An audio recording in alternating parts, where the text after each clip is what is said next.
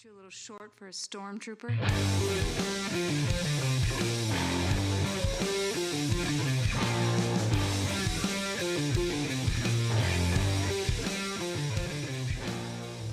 What's up, nerds? Welcome to another episode of the Multiverse Report. Tonight we are recapping the week's nerdy news, as we always do, from Themyscira to Carmartage and everywhere in between.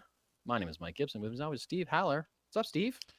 Well, I don't know. There's a lot of things that were up, but one thing is important that we should probably just talk about at the beginning. And that's your book going on Kickstarter. My Kickstarter. That's right. I was Our going Kickstarter. to try and fluff it up with something, but it's like we need to talk about this since it's live. So Well, there you go. I appreciate that. I should say our Kickstarter because I'm not the one even. My name's not on the Kickstarter other than being credited as the writer of the book, but it's under Erie Rodica, who's the idea person, the executive producer behind this book, Crown of Bones, a burlesque comic book, which is on Kickstarter right now. You can just go to Kickstarter and look for Crown of Bones. Or you can search for Erie Rodica. It will come up. It launched Tuesday, the 8th. So it's been a little bit less than a week. We are at $2,761 out of a targeted $6,000. So we're almost halfway there, just a little bit under halfway there. And we've got 23 days to go. So I feel like we're in pretty good shape. And full disclosure, that's without me pledging because I just couldn't decide what tier. That's without Steve pledging. No Steve yet, everybody. No Steve. So we're going to get there. And if you out there are like Steve and have not yet contributed to my Kickstarter, what are you waiting for? You can get variant covers. You can get cool little bone keychains. If you are someone that that uses makeup or eyeshadow, you can get a specific eyeshadow palette inspired by the colors of the book and the characters in the book. A lot of cool stuff. You can currently, if you want to spend $100, you can be drawn into the book in one panel in a relatively not safe for work and compromising position, if you would like. I would say that's a top tier reward, if you ask me. Oh, 100%. But yes, Crown of Bones, a burlesque comic book, is about 5 sexy monster queens teaming up to defeat an ancient evil. And yeah, it's good. Action, horror, gore, raunchy, crude humor, sex jokes, boobs and butts. It's a lot of fun. It's a lot of fun. Boob tassel blades. Yes, yeah. Blades. Someone's wearing tassels on their boobs that turn into blades and cut somebody's face off. You can see that artwork. That's not even a spoiler. It's we advertise it on the Kickstarter page. Go check it out. If that's your kind of thing, there's way more of that kind of stuff in this book that I wrote. You know, it's an interesting book when that's part of your promo. Here's something I can, here's a review of the book that one of the women that, because Crown of Bones is not just a comic book, it's also going to be turned into a live burlesque show this coming summer, Palace Theater in Syracuse, New York. So, of course, all these roles had to be cast and were actually modeled after live performers, real life burlesque performers. One of those performers, I'm not going to name names because I don't want to. I didn't get permission to read this, so I'm not going to say who wrote it. But one of those performers recently was given a copy of the script and read it and responded to our executive producer Erotica with this review, saying, "I really, really, really believe in your project. I see this being hugely successful. I fucking love this first book. I laughed out loud. It's hilarious and gay and sexy. I'm fucking all in." And we just went from PG-13 to R. To R. This is an R-rated podcast because of that rave review of, that's not even the whole book. That's just a script this person read. This person read a script. And knowing Riley's art, it's the script will be improved upon. For sure. It already has been improved upon. In the pages and the images that are available on the Kickstarter have already been well enhanced as compared to how they were written originally. Riley McFarlane's the artist on the book. She is incredible. She's also doing the colors, and she has mentioned to me before how colors for her is the most tedious part of her job as a comic book artist. However, I think she excels at them. Just big, bright, bold, beautiful colors, especially for this book, which I think I've compared to a Lisa Frank folder. Yeah, that sounds right. Just like bright pinks and greens and crazy. insane colors, which is way better than, I wrote it as like being like, ooh, dark, creepy forest, Transylvania, dark colors, like you would expect from like a monster land or something, which is sure, it makes sense, but it's also, you've seen it 1 million times Right. before in every other thing that involves any kind of monster. So Take that, Riley turn was it like, upside nah, down, call it a day. exactly. So very unique look, very cool. Crown of Bones on Kickstarter right now. I know I'm talking about it a lot, but I'm excited about it and I'm passionate about it. And I would love for you to be a backer of our Kickstarter. So go check it out. Kickstarter right now, Crown of Bones. Yeah. Yeah. Yeah. Also, this podcast is sponsored by Funky Town Comics and Vinyl, which hopefully someday will be carrying a copy of Crown of Bones you can buy, but you won't need to buy it because you'll already have a copy from backing our Kickstarter. Absolutely. But they're also supporters of this book, and you should check out Funky Town Comics and Vinyl. Yeah. In Camillus, New A York. comic shop who our good friend just went to and was amazed because for some reason he lives 5 feet away from it and never went there. Yeah, it was his first time. And another rave review we got Yeah. from our friend Matt, who went there for the first time. And who wouldn't give that place a rave review? All in all, everything around here is turning up Millhouse. That's right. That's right. I was there over the weekend. I hadn't been there and I felt like quite some time. So spoiler alert, I still don't have a comic to review tonight, but Nope. I did get to stop down and hang out for a little bit. I bought some had a comics. good time. I haven't read them. I bought some and I read some. know- I didn't read all, but You I know read what? some. I think I've determined, like, the shoulder seasons, I don't read anything. Like, spring and fall were 2 very big lulls for me. Mm-hmm. During the summer, somehow I found time. Yeah. And I think part of it is being a father of a 7-year-old, he didn't have anything going on during the summer. So my evenings were like, well, let's sit outside and you can run around and I'll, flip through a couple of pages, call it a day. Do some reading. Yeah, sure.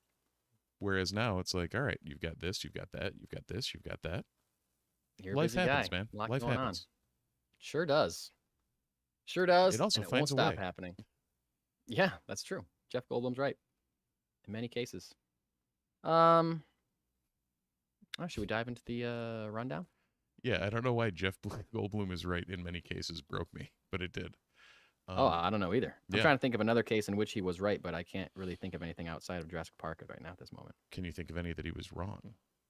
Well, he was both right and wrong about how his teleportation devices would work in The Fly, because they worked, but they also turned him into a mutant fly. So no, he wasn't really wrong. He was right. He just didn't expect a fly to get in there with him. That's not his fault. Yeah. He didn't invite a fly in there. Anyway, stop movie. And start talking about a movie that could be gross. Probably won't be. Although its predecessor pushed the line pretty hard for a Marvel movie, I would think. Oh, yeah. Talking about Doctor Strange 3. Not titled that yet. And this report is coming from Scooper Jeff Snyder. Apparently, the one and only Mr. Sam Raimi is going to be returning to direct the 3rd installment of the Doctor Strange series. According to Snyder, the deal with Raimi to direct is almost closed. Raimi apparently is very eager to return to direct another Doctor Strange movie, enjoying his time making Doctor Strange and the Multiverse of Madness. That is the opposite of what a lot of directors say after working with Marvel. It's hard and they force them to make last minute changes and put things into the script that don't belong there and things like that. And yeah, they do that. And I believe that they certainly did that with Multiverse of Madness, but Raimi seems to not be so bothered by it. Raimi always seems like a guy to roll with the punches and find a way to make the movie he wants to make no matter what. He is a very professional director. He wears suits and ties every day to showcase his professionalism. I think I've heard that every set is run very tightly. He's someone that wants to just do a good job, and for the people that he's working for. That also seems very odd, just knowing the content and feel of his movies. Like yeah, there tends to be a goofy camp to it that I guess maybe that does fit, like the over the top professionalism. And yeah, okay. I just talked myself out of and back into that working. So okay. I get what you meant though, for sure. So what do we think about Sam Raimi directing Doctor Strange number 3, Steve? Well, I think I enjoyed Multiverse of Madness more than most people did. I like Multiverse of Madness. For me, Multiverse of Madness is very clearly, I should say, it's very clear when it's a Sam Raimi idea, and it's very clear when it's a Marvel idea. Yes. And they don't always fit together well for me. The Sam Raimi stuff I really think is great and is a good fit for the character, and I love seeing that applied to the Marvel Cinematic Universe. But it seems that movie to me got weighed down with like the cameos and the other, like the moving forward of the universe that he had to do. And if he just made like a no strings attached Doctor Strange movie, I think it would have been bonkers and insane and crazy and awesome fully. So I Yeah. enjoyed it, but it's a mixed bag for me. Well, and remember, 2 was also mired in the shifting timelines of everything in the COVID era. Also Because true. it was supposed to, I believe it was supposed to come out before No Way Home. Because America Chavez was supposed to be the one using the Yes, dimensional correct. issues in No Way Home. In No Way Home, yes. So, you know, who knows what was changed because of that? Who knows what was cut? Who knows what was added? True. Ultimately, I think we're going to look back on that era and a lot of weird things happening in a lot of movies. You know, not just the MCU, but in general, like anything that required any semblance of continuity. Right. But yeah, that I am more than happy to watch a Sam Raimi film again. Sure. Same. And maybe they'll let him make more of a Sam Raimi film. Yeah. Hopefully with a little less strings attached.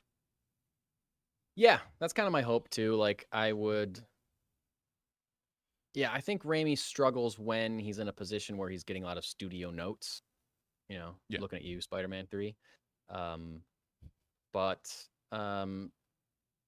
if he's able to kind of stretch a little bit and they let him run with it, and you know, hopefully this will be more the script that you start with is the script that you end with kind of thing, and not, like you said, changes and reshoots and things to adjust on the fly.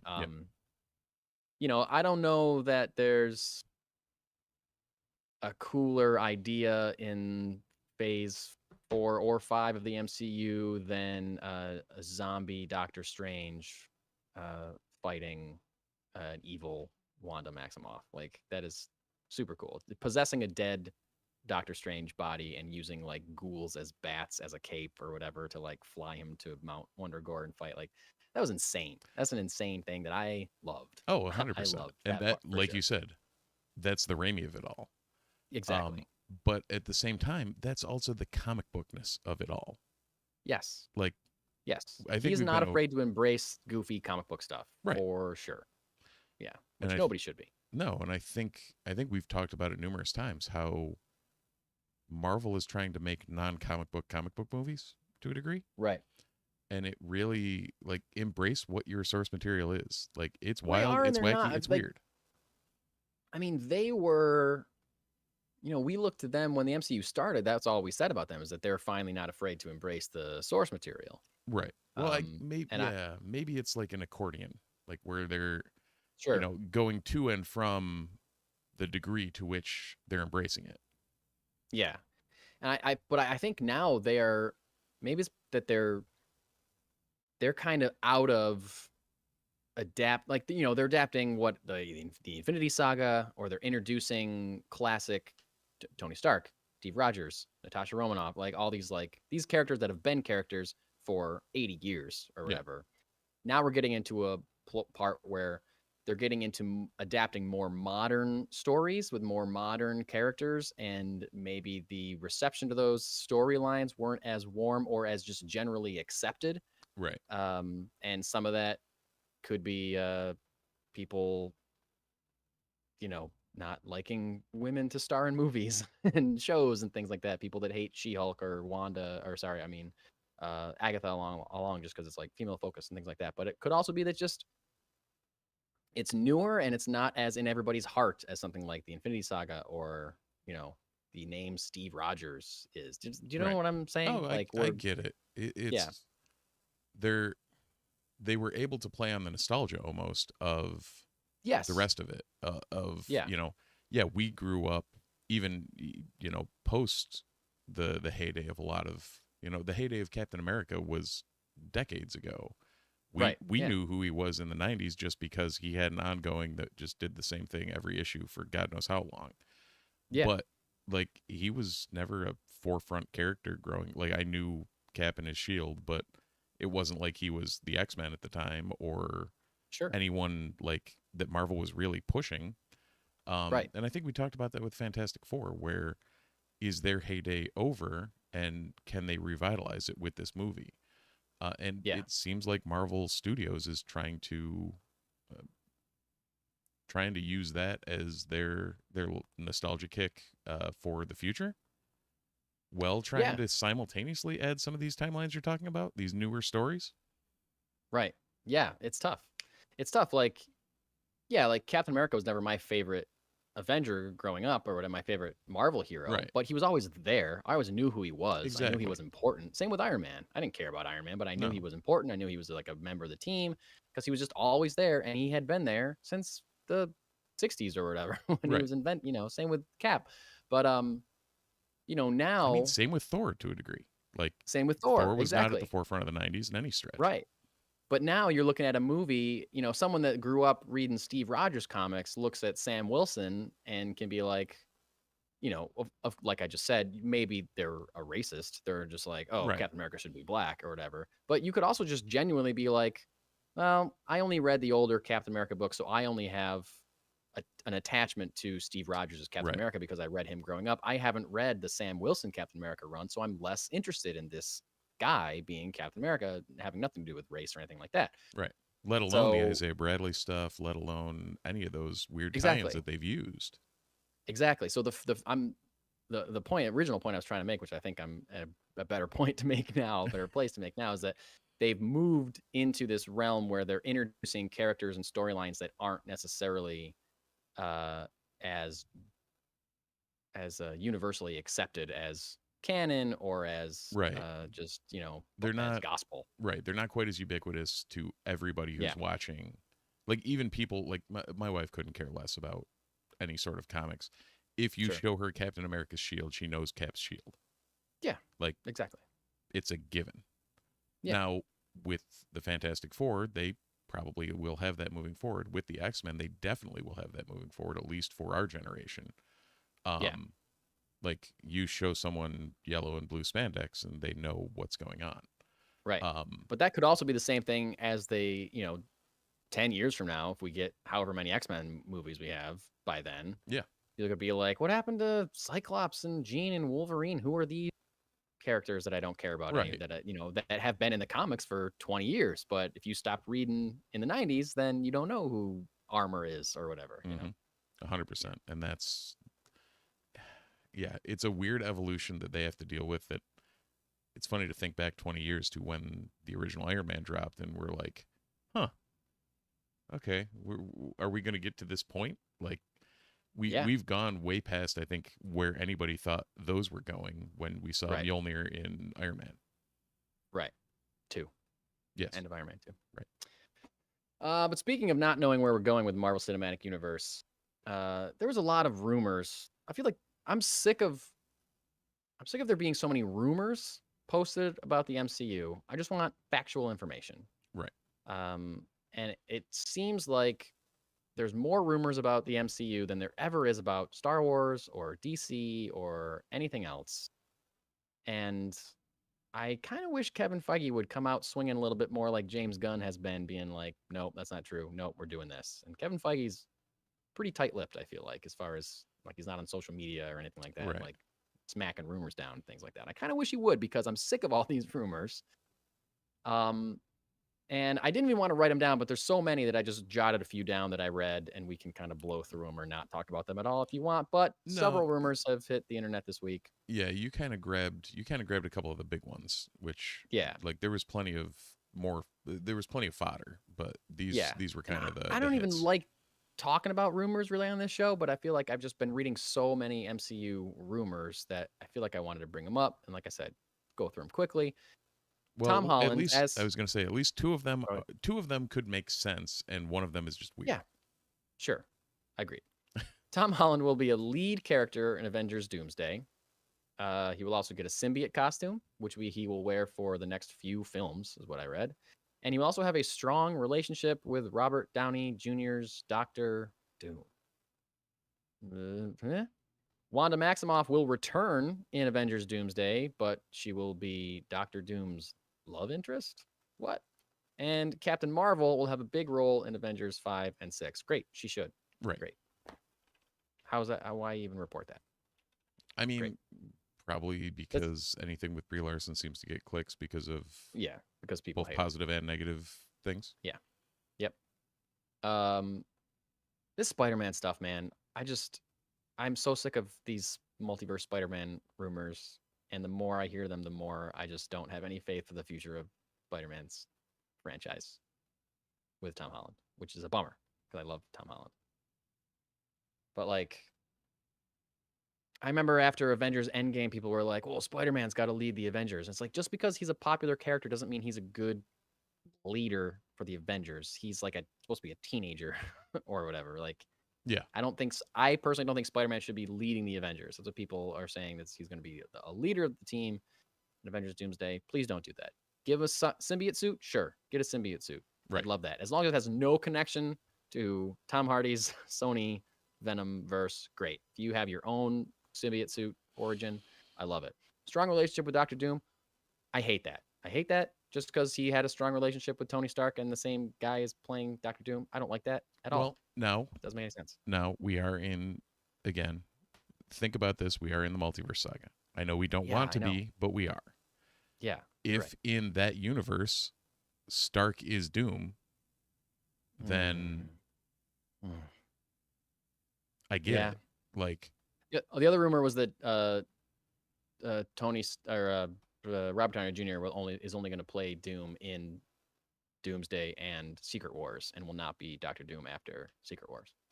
Which could make sense if it's sense. You know, do I like this? But no.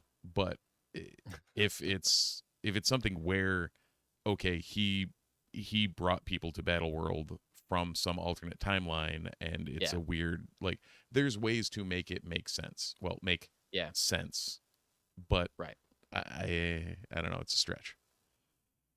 It's a stretch. Is there any continuity comic-wise where Wanda Maximoff is in a relationship with Doctor Doom? Yeah. The really? main one that is tied into the show that's going on right now. So are you caught up on Agatha? No, I'm one episode behind. I caught up on one episode last night. I have not seen the most recent one. I'm very sorry. Okay, that drastically changes what I can say and how I can say it. Okay. So there is there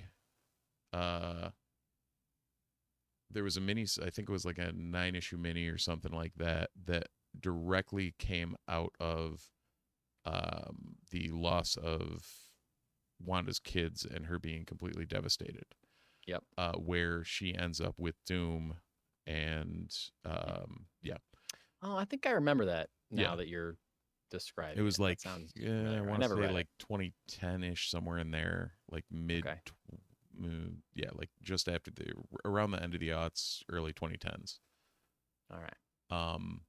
But yeah, there's definitely that wasn't the one I thought was weird. The Doom and Peter was what I thought was just weird. Yeah, I think that's weird too. So yeah, this one there is precedent for. So okay, we'll see where that goes. Right. I wish you were up on sorry, Agatha, because that would change this conversation slightly. I'm sorry. I've it's spooky season. I'm watching too many scary movies. I don't have time. I did fit in one last night, so I'm doing what I can. There you go. Also, I haven't finished Lord of the Rings, Rings of Power, and I'm still trying to watch Penguin. So there's like a lot going on. It's a busy fall for me. See, my wife wants to watch Agatha, so at least I have that in the hopper. Yeah, like I can continue to stay up on that. Rings of Power, I just powered through. At one point, there was like an evening where I was just like, all right, I think it was right after the finale. I'm like, all right, I'm finishing this just so I don't have to worry about it. That's kind of where I'm at too. Like, not because I didn't like it, but because I just needed to get it off the list. Yes, that's where I'm at too. And I started the final episode. I just haven't finished it yet. Yep. Quick tangent about Rings of Power. The beginning of the final episode of season 2 of Rings of Power, that has to do with, I don't want to spoil it for people who haven't seen it, but King Durin, Okay. Yes. coolest thing I've ever seen in my life. I think It's up there. that last shot of Yeah. these. Yep. I was like, mind blowing. This is so cool. That and the previous episode, I just had to say, I kept saying like out loud, I was like, this is a television show. I'm watching a Right. television show. Yeah. This is not a movie. This is not a feature-length film. It's a TV show. Wild. Like the budget and the scale and the effects and it's Yeah, mind blowing what they're doing on that television show. You know, Legendarium snobs be damned. This is Yeah. a lot of fun. Yeah, who cares? Shut up. It's fine. Don't worry about it. Yeah. Anyway, those are some rumors from the MCU that may or may not be true or might never go anywhere. But people won't shut up about them. So we feel forced to talk about them. Let's talk about some stuff that's really happening over in the DC universe. As mentioned previously, James Gunn comes out and a lot of times tells you when something's true, tells you when something's not. We'll talk about that in a second. But as previously rumored, it has been official that Aaron Pierre from Netflix's Rebel Ridge and some other things will be playing John Stewart in Lanterns, a new Green Lantern series that is currently in production for HBO. James Gunn confirmed this on social media this week, and he also congratulated Pierre, as well as confirming that Kyle Chandler will, in fact, play Hal Jordan. So these are our two main Green Lanterns. Aaron Pierre as John Stewart, Kyle Chandler as Hal Jordan. Just a reminder, the tagline for the series is, the series follows a new recruit, John Stewart, and Lantern legend, Hal Jordan, two intergalactic cops drawn into a dark, Earth-based mystery as they investigate a murder in the American heartland. So 2 Green Lanterns go to Nebraska.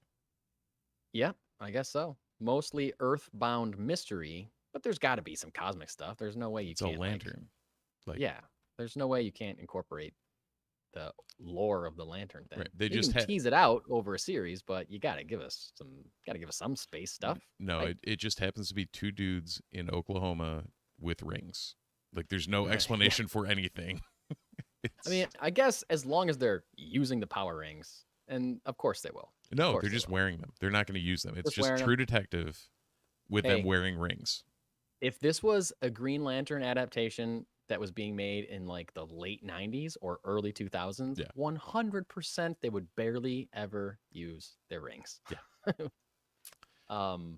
But no, this is a James Gunn DCU thing. I fully and firmly believe the Green Lanterns will be full Green Lanterns. Yep. So yeah, we got the main 2 cast. Who else is going to be in? We don't know. We don't know any other characters that are going to be in this show. We don't know if there's going to be other like DCU characters or if they'll all just be original characters for the plot of the show. Who knows? Who knows? Will Nathan Fillion as Guy Gardner show up? Maybe. Yeah. He's the only other Lantern that we know about. But it'll be interesting to see. So who we shows do up in know this show. we do know he was on Earth too, right? Guy Gardner? Yeah. I guess so, because he's in the Superman movie, unless that takes place on another planet, but I don't think it does. 'Cause Right. He's got like Well, because I think in Hawkgirl, those- right? Who else was in that shot?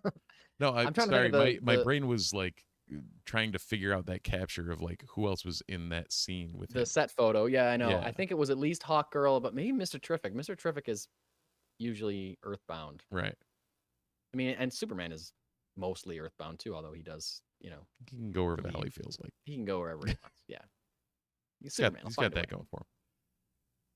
Speaking of other projects in the DC universe, as Steve and I have been doing recently, I think a couple times in the last few weeks, we've talked about how it would be nice to get some kind of update from James Gunn about all the stuff that he announced when he first took the job at DC. Because he's making the Superman. He's made the Superman movie. Superman movie's in post-production. He's making Supergirl. He has cast Lanterns. He's making Lanterns. He's also announced the Dynamic Duo movie. There are rumblings of a Titans movie. There are rumblings of a Bane and Deathstroke movie, whatever that is. But there's projects like Swamp Thing, Brave and the Bold, Booster Gold, Paradise Lost, all these things that have been announced. We haven't really got an update on. So we got kind of a vague update on it this week via James Gunn on Threads. There's a fan asking James Gunn whether or not the Authority film, whether that was in pre-production or was it sitting dormant. And James Gunn responded with, those are not the only two options. Some scripts are in development, either looking for writers or being written or being rewritten. When scripts are finished and they're ready to be made and they are green-lit, then they are in production. Basically saying they're still working on it, just taking their time. If they're not ready, they're not ready. Another fan followed up that question with, so from the announced slate, is it safe to say everything else is in development? And Gunn responded, yes. He also confirmed that drafts of scripts are actively being sent in for Paradise Lost, the Wonder Woman prequel series, was compared to Game of Thrones in tone. So yeah, things are still working on this stuff. Things are still working on this stuff is a sentence that I just said. You did. You I think we're going to absolutely clip that did. out. Clip that out and put that on our social media so people know how smart I am.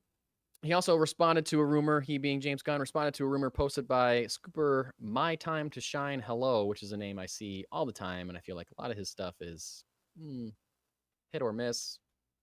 Most of the stuff I see ends up being misses, I feel like. This guy claimed that the DCU would be casting a, quote, middle-aged actor as Batman in the Brave and the Bold film. Gunn reposted that story, and the only thing he wrote was bullshit. But he later elaborated on that, saying, sometimes the rumor folks get information wrong, but other times they seem to just make stuff up for clicks out of whole cloth. This one is the latter. Taking a shot at that Scooper for making stuff up out of nowhere. So does that mean we're going to get an old Batman? Or does that mean we're going to get a youthful Batman? My guess is it'll still be a youthful Batman. Or at least same age as David Cornsweet. I think they're going to keep those two similar aged, which makes sense. I feel like you almost have to. Yeah. Just from a balance standpoint. Yeah, I feel like Batman, Superman, Wonder Woman have to look the same age, at least. Wonder Woman will be hundreds of years older, obviously, in continuity. But well, and like half of Batman being Batman and doing what Batman does is strictly based on the reason he's even remotely functional in the Justice League is effectively his brain. Right. Yeah. And a 19-year-old Batman is not gonna, I guess, realistically hold up to the rest of them. Yeah, you got to find a good happy medium. He can't be too young, but as far as James Gunn's concerned, he's not going to be middle-aged either. So it's not the Pattinson Batman that's like learning his way in the raw early Batman. He's got to be established because from what we know, if they're doing a dynamic duo movie that's about Dick and Jason, and Brave and the Bold is going to have Damian, then he's already 4 Robins deep by that point. So he can't be 22, but he's got to be he just churned through those Robins. Yeah. It's also, how do you define middle age? Like, that's a vague term as well too. We're there, Mike. I know we are, but like if someone is 33, does that count as middle age? If you're 15, then yeah, it probably does. But if you're 33 and you probably don't feel like you should be called middle aged, who knows? So it is good to hear that those are actually in development. Like, just because something is what? Go ahead. Wouldn't they be 5 Robins deep?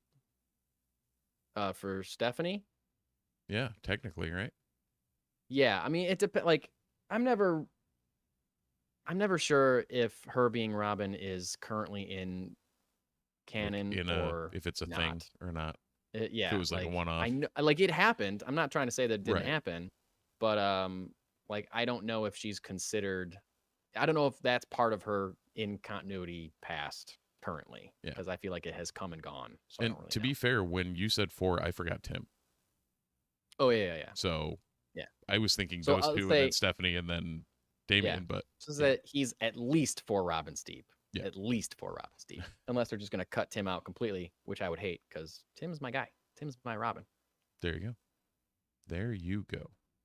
So, yeah, there's a big difference between something being in development and being in production or in pre-production. I think we should all keep that in mind, and keep in mind that I feel like our brains have been poisoned by, the MCU started making these big Comic-Con announcements of like, we're going to make these 12 movies and this one's coming out and this time, this one's coming out and this time, this one's coming out and this time. And for the first 3 phases, they were more or less hitting those dates. And then things started to spiral out of control with COVID and phase 4 and all that kind of crazy stuff. Disney Plus shows and things getting mucked up. But we're still all poisoned from like, yeah, we're going to announce a movie. It's going to be this date and we're going to hit that date. Warner Brothers was never really good at doing that in the first place. No. And now they're not even trying. They're saying, we're going to make these movies. This is what we're working on. But they're not even greenlit yet. You know, like he announced Lanterns was part of his initial thing, but then they announced over the summer, like, it's been greenlit. Like, just because he announced it doesn't mean they're actually going to make it, but they are trying to make these movies. They are developing these projects, and if they're good, they'll go. If they don't end up being good, they probably won't go anywhere. I mean, it's kind of the same thing we ended up with the MCU of like they announce all these things and whether they're greenlit or not, who knows? Right. Yeah. And MCU kind of got themselves into a corner where Which they're DC seems to have at least learned from. yeah. Or Gunn seems to have learned from. Who knows if DC has learned? Gunn seems to have learned from it at least. Well, yeah. I mean, Gunn's in charge of the DCU, so if he's learned, then hopefully it's going to trickle down to everybody else if he's in charge. I mean, but Kevin Feige's in charge of the MCU. That doesn't mean that the higher ups at Marvel aren't pulling strings and saying, "Hey, you're doing this." Oh, for sure. Yeah. No, I agree with you. I agree with that. But Marvel, I think, got themselves into a thing where they're announcing these movies and they feel like they have to make them because they've announced them. Because, like, well, we already said that we were going to make I'm trying to like Thor Love and Thunder or whatever, you know, I'm trying to think of I don't know, I can't, but like maybe the movie doesn't come out as good as you wanted it to. I guess maybe Thor Love and Thunder that is was a good the example. perfect example. But like if that's what you're going for, that's yeah. But you announced it and the script is here. Maybe you don't like the script, but sorry, you're locked in. Everything's the gears are already turning, so you got to make a movie that's going to be bad. Yeah. Well, you know, and that's James Gunn seems to be trying to sidestep that. Like, just because we're not going to start until the script is good, and if the script isn't good, we're not going to make the movie. So, you know, that's why we haven't dated all these things before we've even started making them, which is what Marvel. And that's probably, I mean, Thor: Love and Thunder was probably started as like, all right, we're going to do the gore, or we're going to do either gore or it's the Spider-Man 3 issue. We're probably either going to do gore or we're going to do Natalie Portman's Thor. Yeah. And then they're like, oh, we got to do both. Shit, what do we do? Hey, we're going to do all these villains. Oh, and you got to throw Venom in there too. What? Oh, okay. Sure. Let's do that. Yeah. Yep. So you end up having too much going on and not enough time to devote to exploring any one idea. And it's a mess. I mean, it's the standard that film was a great trilogy. Yeah. Yeah. Like, it was a shitty movie, but it was a great trilogy if you expanded it. Had enough ideas in there to be its own trilogy. Yeah, for sure.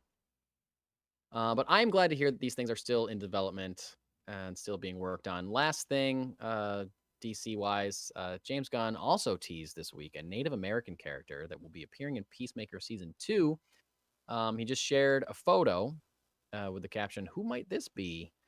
And it seemed to be like a legitimate, not just like a legitimate photo from, or a screenshot from the show itself. It was like, photographed well and lit very well. Like a masculine looking person shot from behind. They're sitting in front of a campfire wearing some kind of traditional Native American feathers around their arms and, have longer hair. Clearly a Native American character. People are thinking this could be Apache Chief, maybe Black Condor, Eric, or even Man of Bats. There's a lot of Native American characters that it could be from DC Comics. Apache Chief, technically a Hanna-Barbera creation, but was brought into DC Comics, so that would be interesting. And none of these are necessarily like A-list characters, but we're talking about Peacemaker here, and we're talking about James Gunn. We know that he loves a lesser-known character, and those lesser-known characters seem to fit well into the world of Peacemaker, who is himself a lesser-known character. So, just a little tease from James Gunn about a character that is going to show up in Peacemaker Season 2, coming out next year, I believe. My name is Tim. I'm a lesser-known character. I had a dream I was a vigilante sidekick, fighting crime in the streets forever.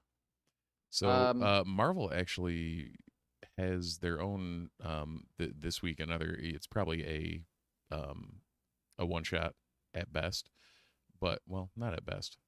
Definitely it would be worthy of a one shot, but since it segues well, in Ultimates 5, Marvel is actually introducing a new Hawkeye, who Oh, is really? a Native American non-binary character.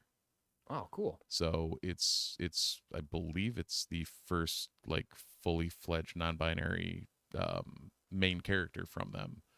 But also it's a Native American character that identifies as a two-spirit, I believe is the term, Okay. which is like a traditional non-binary third gender in some Native American cultures. So Wow.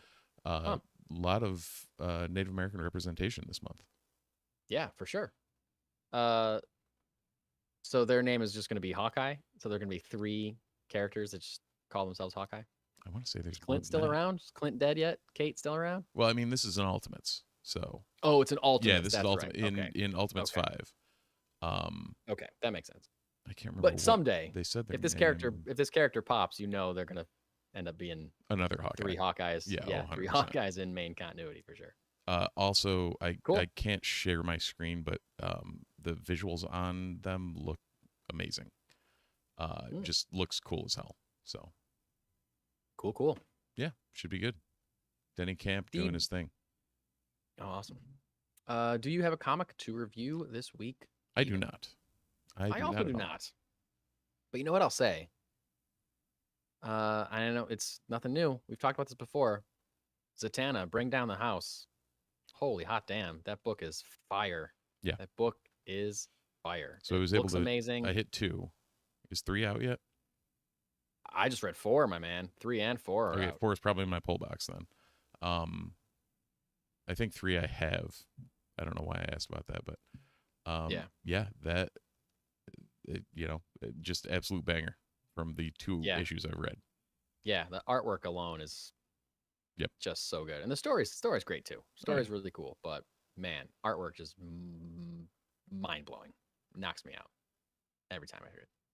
Absolutely. So that's my pitch. That's my pitch. Also, you can go to Funky Town Comics and Vinyl and pick up a copy of Toxic Avenger #1 with a special exclusive cover drawn by friend of the pod, Matt Flint himself. Just appeared at Retro Game Con this past weekend. Had a very successful weekend at Retro Game Con. Steve is getting his copy of Toxic Avenger #1. Mine is upstairs. I just realized. With the exclusive Matt Flint cover. That's the Hawkeye that there he I is. was referring to. The new Ultimates Hawkeye. I love it. That's a cool design. And then Sentinels. This gloriousness. Look at that. Look at that. It's like a Amazing Fantasy 15 homage cover. Mm-hmm. Toxie's swooping down with the lady in his arms and his mop in the other hand. Also, if you're around Funky Town Comics and Vinyl, Matt Flint's other comic this week, the TMNT #2, the Mikey issue. I've not read that yet. I know I reviewed #1 on the pod, but that cover was just like, I have to buy that. Sorry. Yeah. Yep. These are exclusive store variant covers that you can only get at Funky Town Comics from local artists. And again, friend of the pod, Matt Flint, and friend of mine. If you like his art, stay tuned for my next Kickstarter announcement. You'd be a big fan of that. Right. Friend of the pod and friend of the podcasters. That's right. Yeah. This week at Funky Town Comics and wherever your local comic book store is, you may find the following comics: Action Comics #1071, Avengers Assemble #2, Batman and Robin Year 1 #1, Batman Full Moon #1, Batman Superman World's Finest #32, Blood Hunters #3, Catwoman #69, 69, Daredevil Woman Without Fear #4, Dark Knights of Steel All Winter #4, Falling in Love on the Path to Hell #5, Green Lantern 16, Grimm #20, House of Slaughter #26, Jenny Sparks #3, Local Man #25, Miles Morales Spider-Man #25, Moon Knight Fist of Khonshu #1, Mystique, number 1. Nightwing, number 118. Powerpuff Girls, number 4. Star Trek 25. Star Wars, The Battle of Jakku, number 2. Teenage Mutant Ninja Turtles, Last Ronin, number 2. Number 3. The Spectacular Spider-Men, number 8. Titans, number 16. Ultimate Spider-Man 10. Uncanny X-Men 4. Vampirella 672. Wolverine, number 2. And Wonder Woman 14. Bam. Lots of great titles showing up this week. None of these are on my poll list per se, but I'm interested in Batman and Robin Year 1 for sure. I thought Uncanny was. Did you not pull the what's Simone that? Uncanny? I ended up, you know what? I think I feel like I thought I put it on my poll list and I didn't. I just picked up issue 1, and so I missed issue 2 and now 3. So I'm gonna have to read the trade. Trades it when is. it's out. Yeah. But yeah, Batman and Robin Year 1 looks cool, and you know I love a good Year 1 Bat Family tale, so that might end up going home with me. What about you, bud? Falling in Love on the Path to Hell, the Jerry Duggan indie. Still into that? That's on the list. Yeah. I think I'm one behind still, but 1, 2, and 3 were solid. So, cool. And then Mystique will probably end up in my pull box just because Jesse seems to pull all X for me. I was gonna say new X book, you can't pass that up. It's one of those where like I feel like every X book I'll grab the one, and then whether I continue on it, it's its own animal. Yeah. Phoenix was awesome enough that I kept going. Most of this new run has been solid, but yeah. And then Ultimates, because Ultimate Spider-Man is still cooking. Yeah.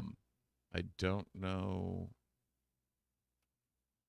I got to catch up on some things just so I know whether I need to keep pulling them. That's half my problem right now. I know. Is like, and then I go and I feel bad because it's like, oh shit, I pulled that, but I don't know if I wanted to keep pulling that.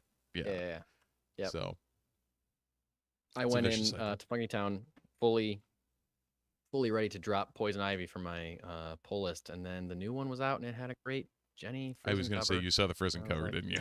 I saw the Frizen cover and I was like, no, okay, I'll get this one. Fine. Yep. They won't suck me back in. Who knows? Also, shout out to Funkytown Comics and Vinyl for announcing that they have their own general audiences section. Steve, you and I all the time are complaining about how hard it is to find comics for kids. They got their own shelf now down at Funkytown Comics for all books that are geared at younger kids and young adults. It's great. It's awesome. You can walk right in. It's down at like child eye level too. So you got your, Batman and Robin and Howard books like that, like young reader Wonder Woman books. It's just awesome. Tiny Titans stuff, Teen Titans stuff. It's great. It's great. Absolutely. So yeah, when Jesse showed me that, I was like, yeah, nice job, man. Like you guys are, they just want people to enjoy what they're reading. Like, yes, it's a business, but like they are a very genuine group of guys that actually just wants people in the fandom. Right. Exactly. Yeah. They're not gatekeepers. No. Which I think a lot of people get nervous about going to a comic book store for the first time or whatever. Like, oh, I'm not an expert, so I'm not going to know anything, or, they're not, It's the standard The Simpsons did it. Like, because of Comic Book Guy, a generation of people is like, oh God, not a comic shop. Yeah, I don't want to get yelled at because I can't name whether there's been 4 or 5 Robins. Right. That's not it. That's not it. You go in, you see something you like, you buy it, you read it, you like it, you go get the next one. That's being a comic book fan. That's all you need to do. Doesn't matter how much you know or how much you have read in the past. Well, that's all we got. I think this might be a bit of a shorter episode, but I don't have anything else. Did you want to discuss the Penguin at all? I am not caught up, but I finally saw the first episode. Sure, we can talk Penguin a little bit if you want. I'm not caught up because I haven't watched the one from yesterday. I didn't even know there was one yesterday. So yeah, like I said, I saw the first episode and that was it. But for anyone who hasn't watched it, if you in any way, shape, or form enjoy, crime drama, underworld, just tension. Pure tension. And Kristen Milioti's like ridiculousness So as good. Sophia Falcone. So good, just man. So good. cold, just utterly. Yep. You're just like, Yep. no, she means business. She and I've heard. Again, I haven't seen episode 4 yet, but I keep hearing that episode 4 that she like just annihilates in episode 4. Oh, really? And guess what? She's great in episode 2, and she's great in episode 3. So if people Nice. are like losing their minds on 4, I can't imagine. I can't imagine what goes down. But yeah, excellent show. Yeah, it's so good. Definitively not How I Met Your Mother. Yeah, for sure. Oh my Um, God, that's her. I never yeah. realized that Yep. until right now. Oh my God. Wow. I didn't either Wow. until I was looking up who was playing Sophia Falcone. Yeah, and like all why of do them I were love like, this person? oh, Yeah. okay. Pieces all kind of clicked. Yeah. So Yeah.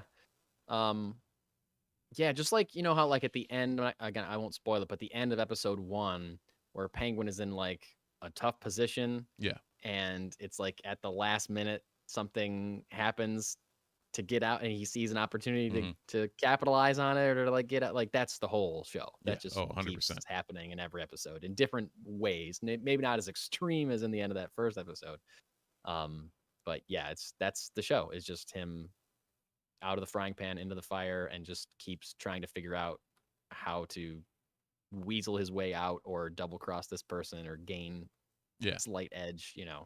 Sometimes it works out, sometimes it doesn't work out, but there's always a lot of tension going on. And you will spend the entire hour wondering how the hell that is Colin Farrell under that makeup. Dude, I know. Every time I'm just like, I'm looking, I'm like, no, definitely not. Yeah. It's not. And I see a lot of people online still, and like, I'm so tired of this take because I've been seeing it since we saw him in the Batman that came out 2 years ago or whenever that came out. But people are like, why couldn't they just cast a guy that looked like that? Like, why bother? Cast the actor? It's like, 1, you cast the actor, and 2, having him under all that makeup lets me forget that it's Colin Farrell and lets me think that it is the Penguin. Right. Like this isn't Colin Farrell. This is Oswald Cobblepot. Like 100%. It lets you get into the show so much more because you're not distracted by the fact that it's handsome, gorgeous actor you've seen for a million years, Colin Farrell. You can forget that. Right. We're not watching the Banshees of Inisherin. We're like watching Oz. You're watching. We're watching Oz. Oz Cobb. Not I don't know. Oz. I don't like that they changed his last name. They just call him Oz Cobb. Oz fine. Also, that whole in the first episode, that whole scene with his mother was like perfectly creepy.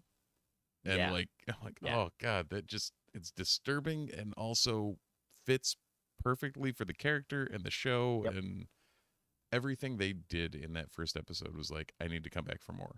Now I just need to find time. And his sidekick there, his protege thing there, Vic. Yeah. That was like that was perfect. Where it's you're like, okay, you just all right, you're with me. All right, okay, let's go. That relationship is interesting. I can't wait to keep watching to see what happens with that. This is like a minor spoiler. I won't tell you when or whatever, but at some point you get a flashback to the night that Riddler blows up the seawall in the Batman. Yeah. And so you like see that happening from like a citizen's perspective instead of like in the movie, Batman was like in the middle of the city far away from it actually happening. This was like, oh, this is terrifying. It's right here. Yeah.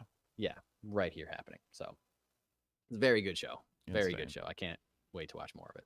Again, after I finish watching Rings of Power and catch up on Agatha and watch all my horror movies, there's just too much going on. October's a busy month. It came up again the other day. Actually, it came up Saturday talking to a friend of the pod, Adam. That my wife still hasn't seen Jaws. Oh my God. And I missed the summer window. Yeah. So I think I need to address this prior to the end of October. Sure. Yeah. So I need to find some time and make this happen. I think you can do that. Actually, do you know if it's streaming anywhere, or do I have to borrow physical media from you? You certainly can borrow physical media from me. I had a hunch you would have it in probably multiple forms. No, I just have the one at this point. I I feel like I remember seeing it was streaming, but I also think it's one of those movies that is like seasonally streaming. You know, like it's on Yeah. it's 4th of July, so it shows up on more It's places apparently or on whatever. Netflix, so we're good. Oh yeah, it's on Netflix. Yep, I just looked it up too. So there you go. Now that said, I when I went to type it in, I initially typed in Jawas streaming. Very different movie. I'd watch that movie. I would too. I'd watch Yeah. Jawa's movie for sure. Why not? Why not? I think that's all I got. Now that we talked about the Penguin, I don't think I have much else. No, I'm I not think caught up on that's anything else. probably that's probably about all we got this week. Likely to be more next week. Just coming out of After New York Comic Con.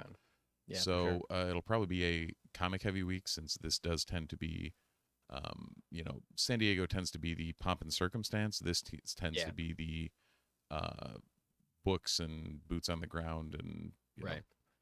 More. Although we will see what we get from James Gunn. Yeah. There's like James Gunn being in that room. I know he's there to promote Creature Commandos. There's no way he doesn't get questions about Superman or like other projects. So right, what he lets out will get. be the telling. Yes, yeah, for sure. So, and I don't know, is Marvel have a big presence there? Like Feige's not going to be there or anything, is he? I haven't heard that. I don't think so because they haven't usually, really looked. Well, Marvel's also got D23 that they drop D23, at, yeah, so. of course. Yeah, they're not going to do anything big. Yeah, there. Yeah. They'll probably. I mean, D23 Marvel. did I something. know there's a ton of Marvel comics panels, but I don't think there's like a quote unquote Hall H type Marvel Studios type thing. Right. So makes sense.